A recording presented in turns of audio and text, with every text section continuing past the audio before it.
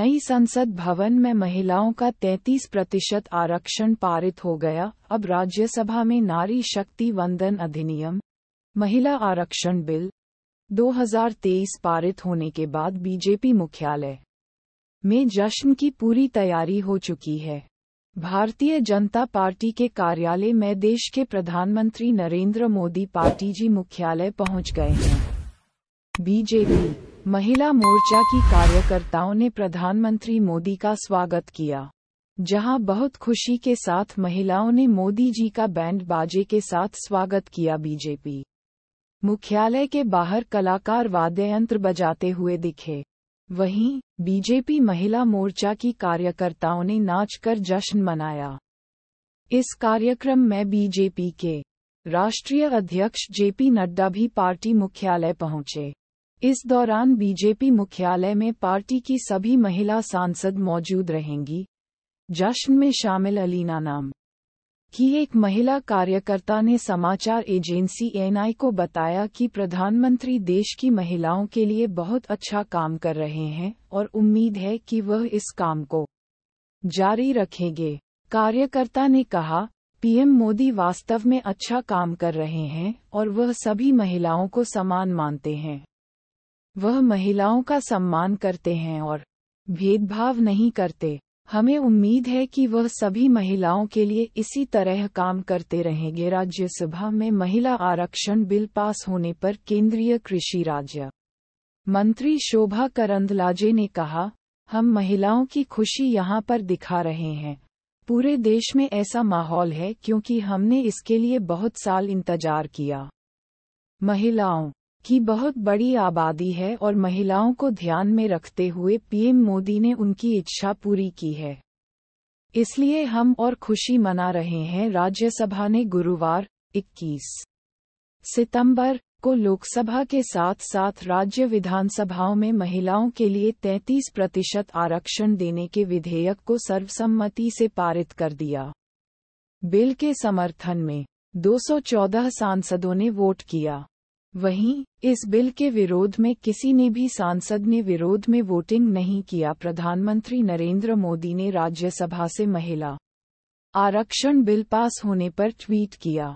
PM ने लिखा, हमारे देश की लोकतांत्रिक यात्रा में एक निर्णायक क्षण, 140 करोड़ भारतीयों को बधाई। मैं उन सभी राज्यसभा सांसदों को धन्यवाद देता हूं जिन्होंने नारी शक्ति वंदन अधिनियम के लिए वोट किया। इस तरह का सर्वसम्मत समर्थन वास्तव में खुशी देने वाला है। उन्होंने कहा कि संसद में नारी शक्ति वंदन अधिनियम के पारित होने के साथ हम भारत की महिलाओं के लिए मजबूत प्रतिनिधित्व और सशक्तिकरण के युग की शुरुआत करते हैं। यह महज एक विधान नहीं है, यह उन अनगिनत महिलाओं को श्रद्धांजलि है जिन्होंने हमारे देश को बनाया है। भारत उनके लचीलेपन और योगदान से समृद्ध हुआ है।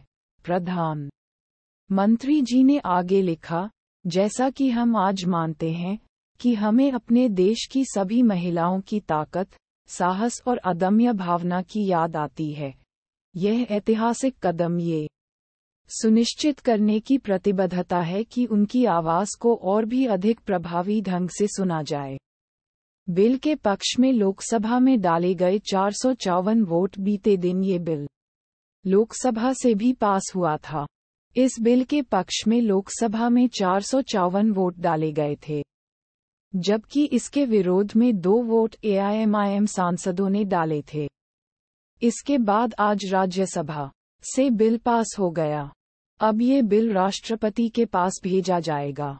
उनकी मंजूरी मिलते ही यह कानून बन जाएगा। कानून बनने के बाद जब महिला आरक्षण लागू होगा तो संसद में और देश की सभी विधानसभाओं में महिलाओं की संख्या 33% हो जाएगी। यहाँ एक नज़र इस बिल पर डाल लेते हैं। इस बिल में क्या है? महिला आरक्षण विधेयक में लोकसभा और राज्यों की विधानसभाओं में महिलाओं के लिए 33% या 1/3 सीटें आरक्षित करने का प्रस्ताव है। विधेयक में 33% कोटा के भीतर एससी, एसटी और एंग्लो इंडियन के लिए उप आरक्षण का भी प्रस्ताव है। विधेयक में प्रस्तावित है कि प्रत्येक आम चुनाव के बाद आरक्षित सीटों को रोटेट किया जाना। आरक्षित सीटें राज्य या केंद्र शासित प्रदेश के विभिन्न निर्वाचन क्षेत्रों में रोटेशन द्वारा आवंटित की जा सकती हैं। दोनों सदनों से पारित होने के बाद जब राष्ट्रपति इस बिल पर मुहर लगा देंगी तब ये कानून बन जाएगा। लेकिन ये कानून बनने के बाद भी लागू होने तक की राह में कई रोड़े हैं। ऐसा इसलिए क्योंकि चुनावों में महिलाओं को आरक्षण का फायदा जनगणना और फिर परिसीमन के बाद ही मिलने वाला है। लेकिन देश में इस पूरी प्रक्रिया को पूरा होने में ही लंबा वक्त लग जाएगा। वैसे तो देश में 2021 में ही जनगणना होनी थी, जो कि आज तक हो नहीं पाई है। आगे ये जनगणना कब होगी इसकी भी कोई जानकारी नहीं है। खबरों में कहीं 2027 तो 2028 की बात कही गई है। इस जनगणना के बाद ही परिसीमन या निर्वाचन क्षेत्रों का पुनर्निर्धारण होगा, तब जाकर महिलाओं को आरक्षण मिल सकेगा। चैनल को लाइक एंड सब्सक्राइब करें।